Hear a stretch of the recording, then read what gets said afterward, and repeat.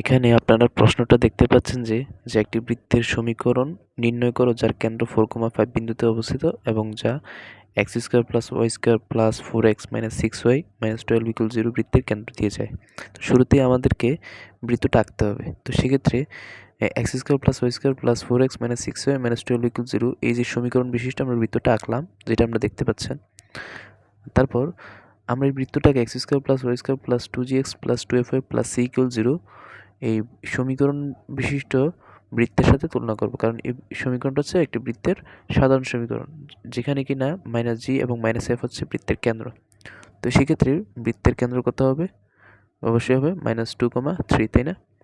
এখন আমরা যে বৃত্তের সমীকরণটা আমাদেরকে বের করতে হবে সেই বৃত্তটার সমীকরণ আমরা আঁকবো, ঠিক আছে? তো আমরা বৃত্তটা আঁকলাম। এখন দেখা যাচ্ছে যে এই বৃত্তটার কেন্দ্র হচ্ছে যে 4,5 বিন্দুতে অবস্থিত, তাই না? আর বৃত্তটি -2,3 বিন্দু দিয়ে যায়। তো সেই ক্ষেত্রে আমাদেরকে বৃত্তটির ব্যাসার্ধ আঁকতে হবে, তাই না? বৃত্তের ব্যাসার্ধই হচ্ছে যে মূলত বৃত্তের কেন্দ্র থেকে যে বৃত্তের পরিধি বরাবর যে দূরত্বটা, তাই না? অর্থাৎ 4,5 বিন্দু থেকে -2,3 বিন্দুর দূরত্ব। তো সেক্ষেত্রে আমরা দুইটা বিন্দুর মধ্যবর্তী দূরত্ব নির্ণয়ের সূত্রটা কি জানি?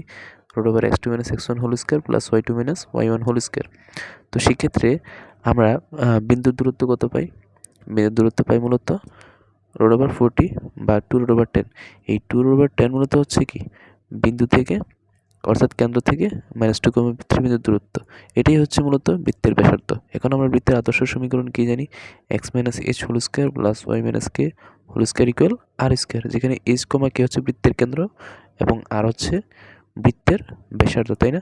তো এখানে আমরা h = 4, k = 5 এবং r = 2/10 বসাবো, কারণ যে আমাদেরকে যে বৃত্তের সমীকরণ নির্ণয় করতে হবে সেখানে বৃত্তের কেন্দ্র হচ্ছে 4,5, অর্থাৎ h = 4 এবং k = 5। আশা করি বুঝতে পেরেছ।